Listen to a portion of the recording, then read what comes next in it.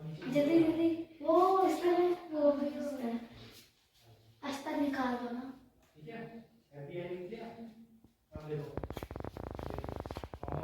सब चीज छोटी वाली छोटी वाली।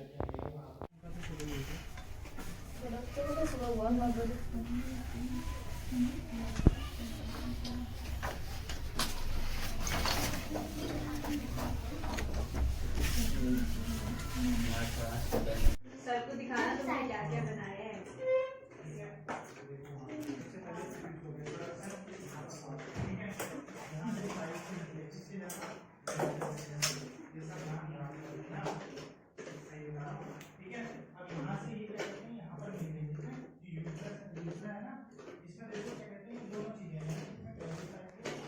क्या नाम है बेटा आपका? मेरा नाम लाली है। तो यहाँ कैसे सिखाती हो आप यहाँ? क्योंकि मेरा यहाँ पर भाई पढ़ता था छोटा, तो फिर उन्होंने आयुषी दीदी ने मुझे यहाँ पर बुलाया था सिलाई सिखाने कि बच्चों को हम सिलाई सिखाएं, कि हम मतलब कि जो हमें आता है वो बच्चे भी सीख सकें। तो इससे पहले अपने घर में ही सिलाई करती थी या कुछ और काम करती थी? नहीं, मेरी मतलब कि इंटर हो रहा था उस टाइम पर, 2 साल पहले फिर इंटर हो गया था मेरा, फिर हम घर पे सिलाई करते थे। क्या नाम है बेटी आपका? कुमकुम। कुमकुम। आप इससे पहले क्या करती थी घर में? पढ़ते थे, और नहीं, घर में और क्या काम करते थे? ऐसे खेलते रहते थे। और खेलने का ही काम था बस? तो ये वाली दीदी कैसे मिली आपको? आयुषी मैम ने हमसे पूछा कि आप क्या क्या करना चाहते हो, तो हम सब ने बोला हम मेहंदी सीखना चाहते हैं और सिलाई सीखना चाहते हैं, तो आयुषी मैम ने हमें सिलाई सिखवाई। तो अब आप सिलाई सीख गई हैं? हाँ, थोड़ी थोड़ी सीख गई। अब अच्छा लग रहा है या पहले अच्छा लगता था घर में जब खाली रहते थे? अब अच्छा लग रहा है। का? माय नेम इज चंचल। चंचल नाम है आपका। तो आप इससे पहले कहाँ रहती थी, क्या करती थी काम? सर पहले हम मतलब कि मैम नहीं थी तो पहले हम कोयला भी बीनते थे, पर अब नहीं बीनते हैं। और पहले हमारा मतलब कि रेलवे स्कूल में एडमिशन था, तो हम अच्छे से पढ़ते भी नहीं थे, तो मैम ने हमें प्राइवेट स्कूल में एडमिशन करवाया। फिर मतलब कि हमने उसमें मेडल भी जीता था। तो टॉप आई थी आप उसमें? Yes sir. कौन सी क्लास में? सर 4th में। 4th में। Very good. तो अब आप कितना काम सीख गई हैं? सर बहुत कुछ, मतलब कि हम सर सूट सलवार भी सीख गए हैं मैम, सर थेले भी, सर रानी दीदी वो जो सिखाती हैं वो सीख रहे हैं। आपको अच्छा लगता है यहाँ से काम करना सीखना? Yes sir. Coaster? Yes sir. ये कैसे बनाया बेटा आपने? सर पहले हमने कपड़े की चोटी बनाई, फिर गत्ते पे सर कपड़ा लगाया, फिर बनाए। उससे बनाई आपने? Yes sir. और बेटा आपने क्या बनाया है? हमने बैग बनाए। अच्छा, ये बैग बिकते हैं बाजार में? Yes sir. है?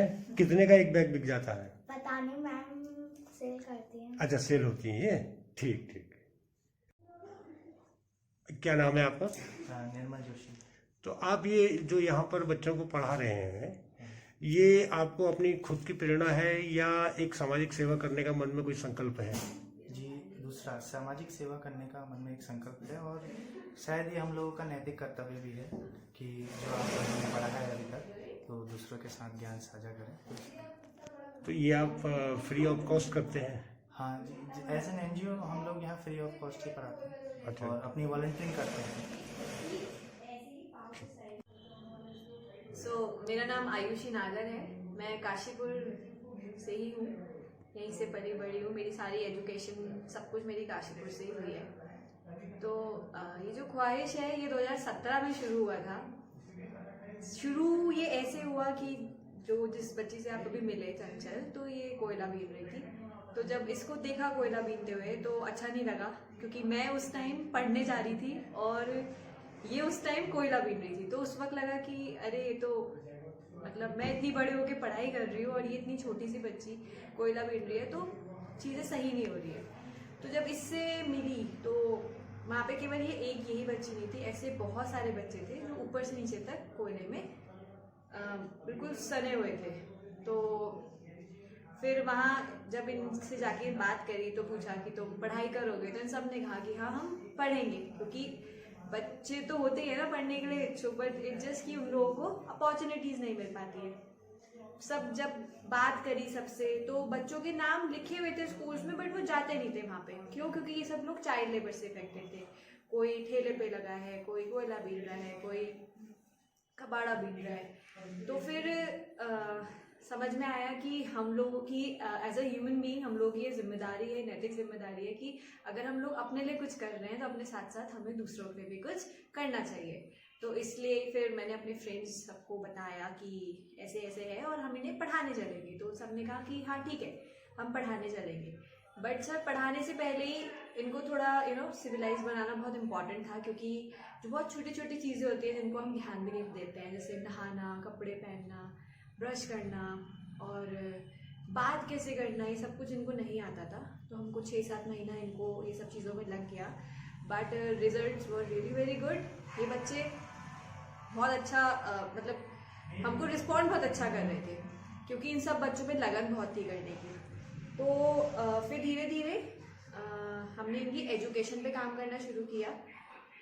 एजुकेशन के साथ साथ ये बच्चे मालन्यूट्रिशन है सारे, क्योंकि हम सब लोग तो एक अच्छी बैलेंस डाइट खाते हैं, दाल चावल रोटी सब्जी सब कुछ खाते हैं। बट इन लोगों के साथ ऐसा नहीं है। मतलब इन लोगों को अगर एक दिन का खाना खाना है तो पूरे दिन पहले काम करना पड़ता था, फिर ये घर में जाके पैसे देते थे, तब इनके घर में खाना बनता था। तो इस चक्कर में सारे के सारे बच्चे मालन्यूट्रिशन ले हैं। तो इनकी एजुकेशन, इनकी हेल्थ पे हम लोग ध्यान दे रहे हैं। हेल्थ के साथ साथ सर मतलब हम लोग बहुत ब्लेस्ड होते हैं कि अगर हमें स्कूल जाना है, अगर हमें खाना खाना है, तो हमें ये नहीं सोचना पड़ेगा कि पहले मुझे कमाने जाना है। क्यों? क्योंकि मेरे घर में तो मम्मी पापा हैं, वो तो मेरे को कमा के खिला देंगे, मेरे को स्कूल भी भेज देंगे। बट इनके साथ ऐसा नहीं था। तो इन लोगों के घर में सर एक एक जने को ना पैसा कमाना बहुत इम्पोर्टेंट है, क्योंकि इन लोगों का फैमिली साइज एक तो बहुत बड़ा होता है। तो फिर इनके पेरेंट्स इनको फिर से फोर्स करने लग गए कि वापस कंस्ट्रक्शन साइट्स में चलो, कोयला बीनने चलो।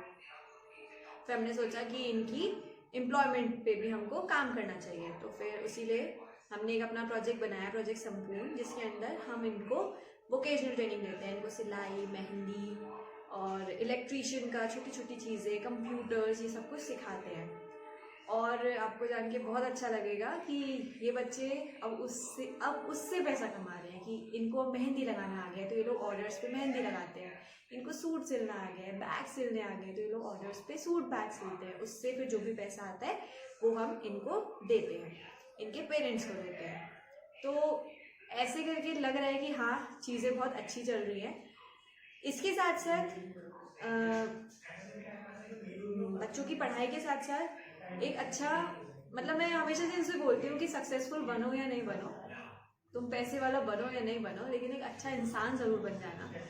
और शायद एक अच्छे इंसान को अगर एक वर्ड में डिफाइन करें ना सर, एक लाइन में डिफाइन करें कि एक अच्छा इंसान कौन है, तो शायद एक अच्छा इंसान वो है जो दूसरे की परेशानियों को समझ रहा है और उस परेशानियों को परेशानियों से हटाने में उसकी मदद कर रहा है। तो ये सब देखते हुए हम लोग, क्योंकि सब हम लोग बहुत जानवर प्रेमी हैं सर, मतलब हमारे टीम के एक लोग बहुत जानवर प्रेमी हैं, तो हम लोग बच्चों को पढ़ाने के साथ साथ जानवरों पे भी काम करते हैं।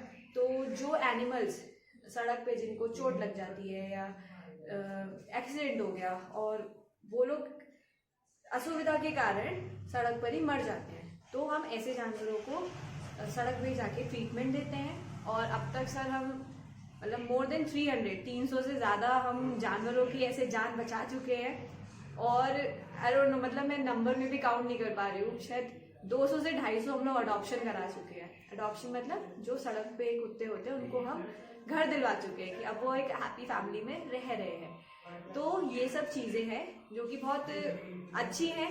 अच्छी इसलिए सर क्योंकि जॉइंट एफर्ट्स, कोई भी अकेले का काम नहीं होता है। There is a big team, बहुत बड़ी टीम है और यहाँ के लोग सर बहुत बहुत बहुत ज़्यादा सपोर्टिव है। मतलब मुझे आज तक लाइफ में ऐसा कोई नहीं मिला कि जिसने बहुत दिल खोल के यहाँ के बच्चों के लिए, ख्वाहिश के लिए काम नहीं किया गया हो। So again it's a joint effort, अकेले का नहीं है ये, बहुत बड़ा सबका साथ देके ख्वाहिश अब इतना बड़ा हुआ है, धीरे धीरे हम लोग चीज़ें कर रहे हैं।